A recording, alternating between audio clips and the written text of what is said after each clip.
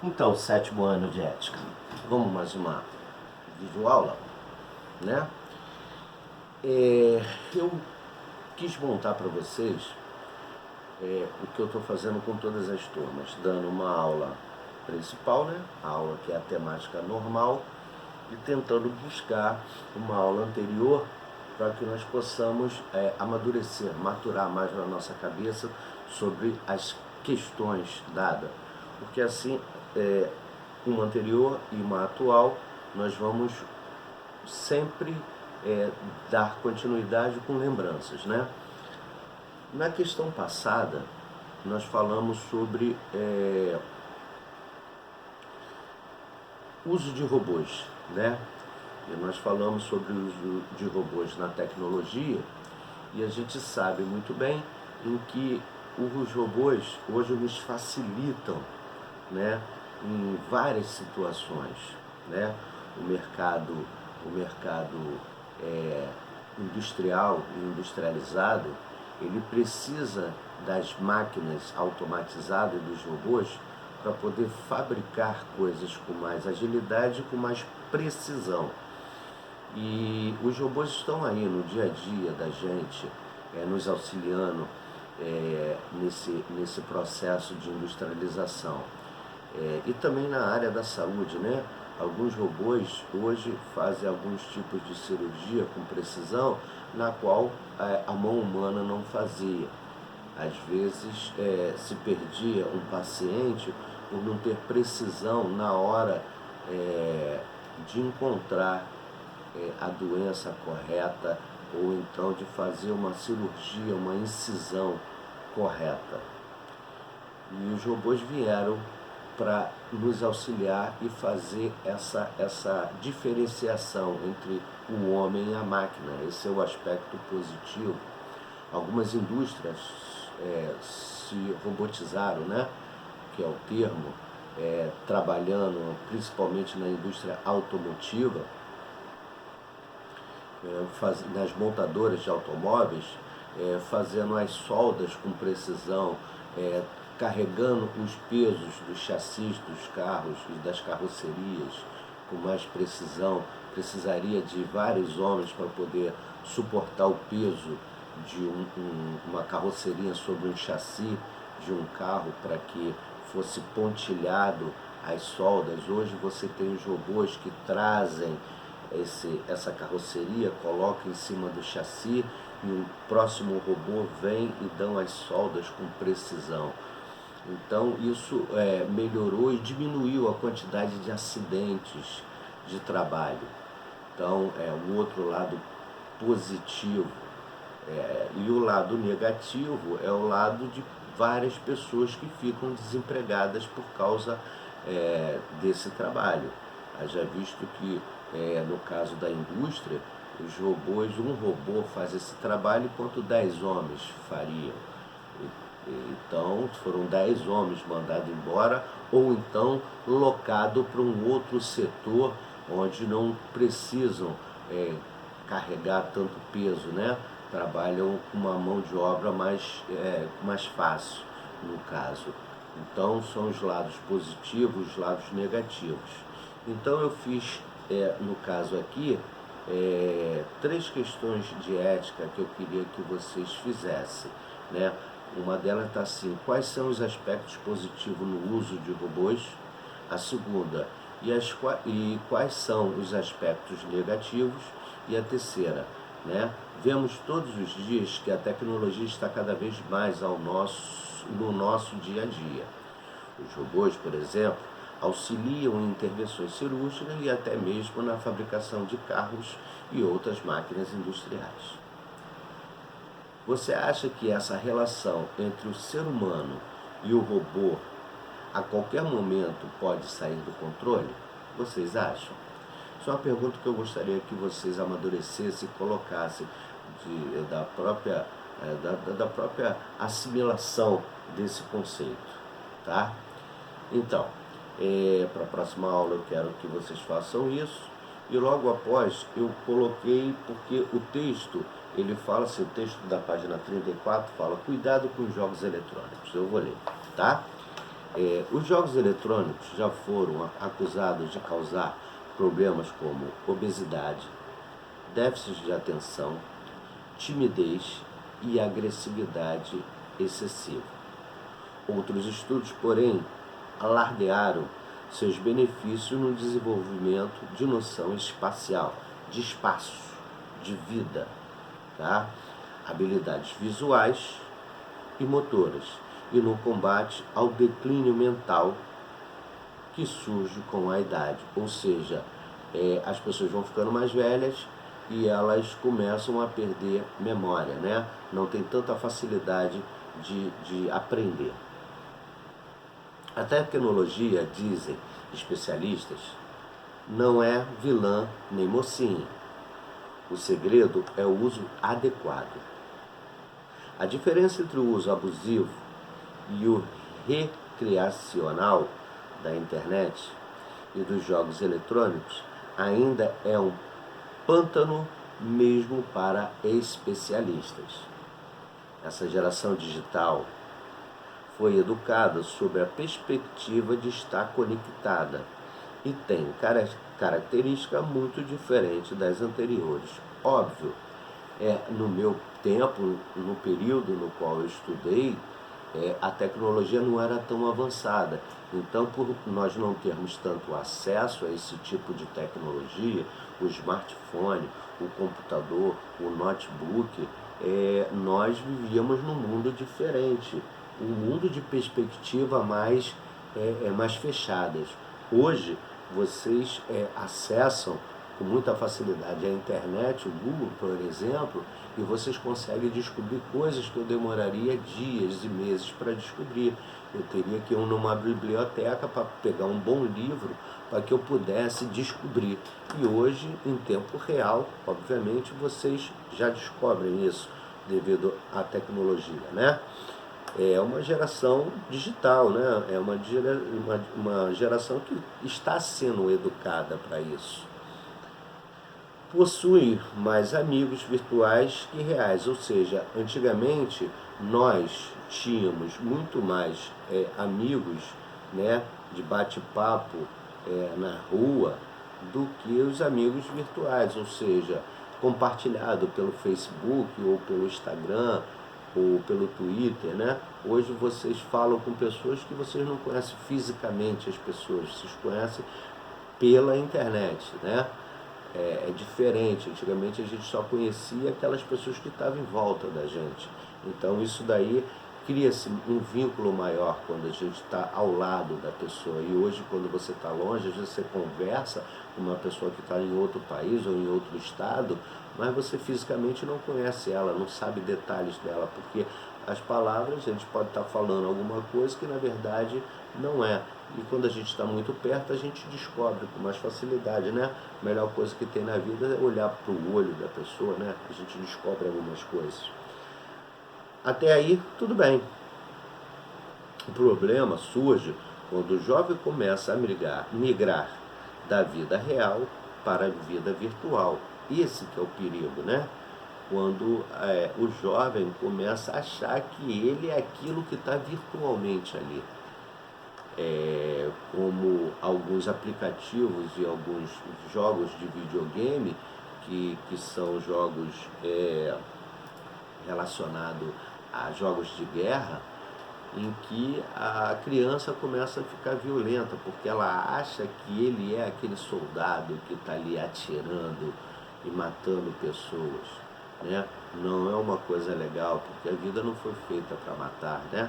A vida foi feita para a gente auxiliar um outro, a gente obter carinho, uma sociedade com mais respeito, com mais idoneidade, com mais ética e moral, e não uma sociedade em que você fica violento e você sai pelo meio da rua fazendo várias coisas, igual a gente vê de vez em quando na televisão, pessoas entrando dentro da escola, jovens, né, adolescentes entrando dentro da escola e atirando em pessoas. Isso daí não propriamente, gente, eu estou falando que seja da questão da internet, mas se criou um acesso com mais facilidade no qual a pessoa consegue comprar alguns produtos pela internet e acaba se envolvendo com outras pessoas de má índole, sem ética e sem moral, e acaba criando uma fantasia dentro da cabeça dela e fazendo esse tipo de coisa de entrar dentro de escola e sair matando nossos colegas, nossos amigos, nossos alunos, né? Isso é complicado. O problema surge quando o jovem começa a migrar da vida real para a virtual e passa a negligenciar atividades comuns, ou deixa de estudar, né, nos conceitos normais, que é ética, filosofia, história, geografia, matemática, química, inglês e vai assim por diante, e só ficar focado nessas atividades em que ele se envolveu. Como esse uso excessivo não deixa sinais físicos, tá? A diferenciação acaba sendo feita pelo prejuízo causado nas diversas áreas da vida.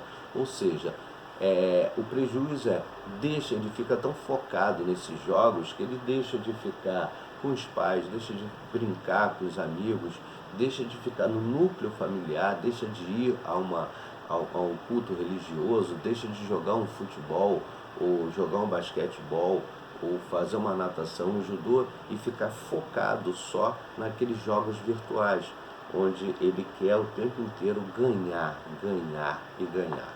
Enfim, o texto fala sobre isso e mais abaixo, tá, eu botei assim: cuidado com os jogos eletrônicos, tá?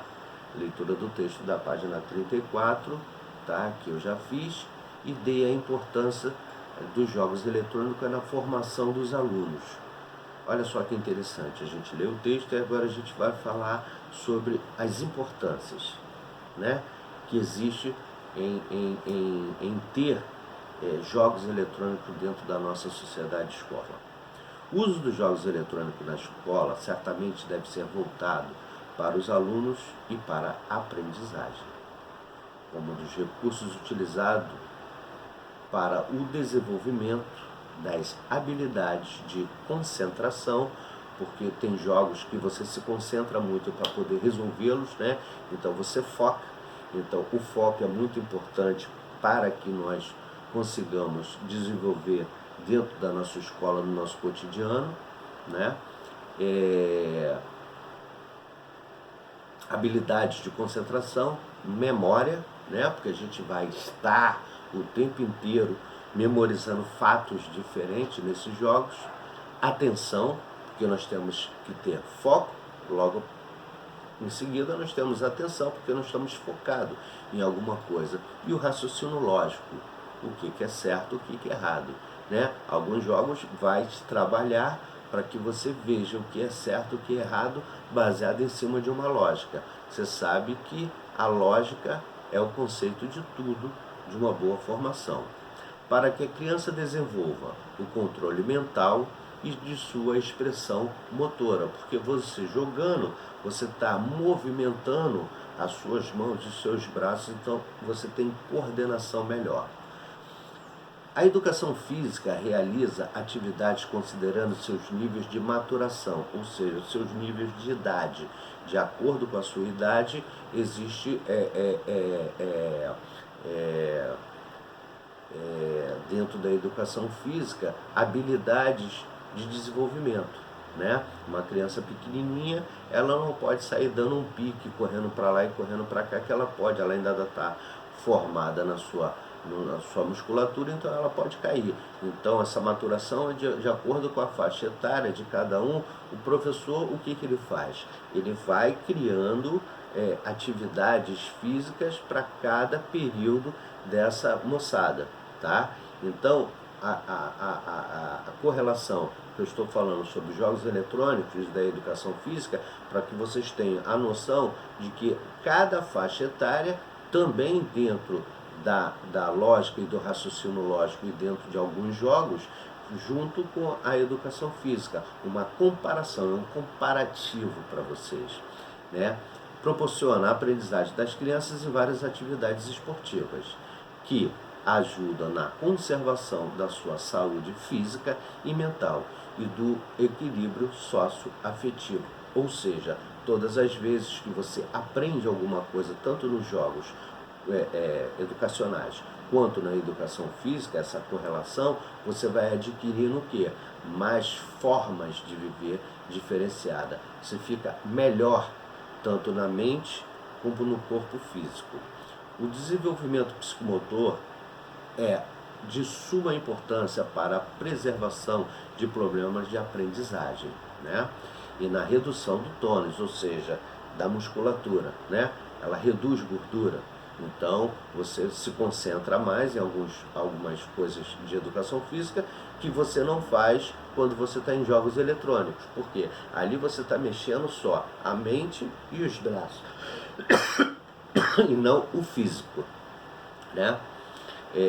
Da postura, da direcionalidade, ou seja, cada período e cada fase da idade é direcionada a coisas diferentes. Então, nos jogos tem que ser, e na educação física também. Então, se uma tem correlação com a outra, devido ao quê? Cada um se maturando de acordo com a faixa etária. Na lateralidade do ritmo, ou seja, você vai aprendendo a ter ritmos, né? De acordo com o quê? Uma criança pequenininha, ela não tem tanta mobilidade para dançar. Um adolescente já dança com muita facilidade porque ele já está mais maturado. O idoso, ele já não dança com tanta facilidade porque ele já está, né, com a tonalidade do seu corpo, dos seus músculos já fragilizados. Ok? Então, gente, vamos lá. Terminamos a aula. Acredito que tenha sido importante. E eu volto já e vou passar o vídeo aqui para vocês.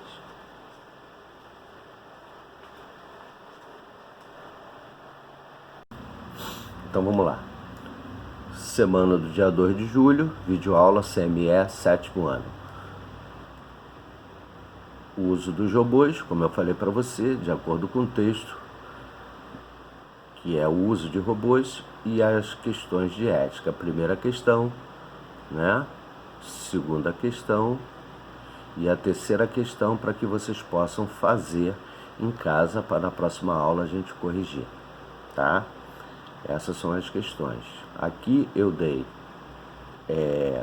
CME, cuidado com jogos eletrônicos, expliquei, né? Fiz a leitura do texto da página 34, cuidado com jogos eletrônicos, e expliquei a importância dos jogos eletrônicos na formação de alunos e fiz um comparativo entre uma aula de educação física e os jogos eletrônicos, sabendo que ambas têm que ter faixas etárias e jogos para aquele período, para aquela idade, tá? Jogos mais infantis e jogos mais adultos, dependendo da faixa etária, ok? Quero que vocês leiam o texto, passando devagar para que vocês possam ver. Desenvolva, né, essa capacidade de foco, né, e de controle físico e mental e equilíbrio, né? E também o desenvolvimento psicomotor, que é de suma importância, né, na preservação dos problemas. Ok, gente? Então, fique com Deus, até a próxima aula.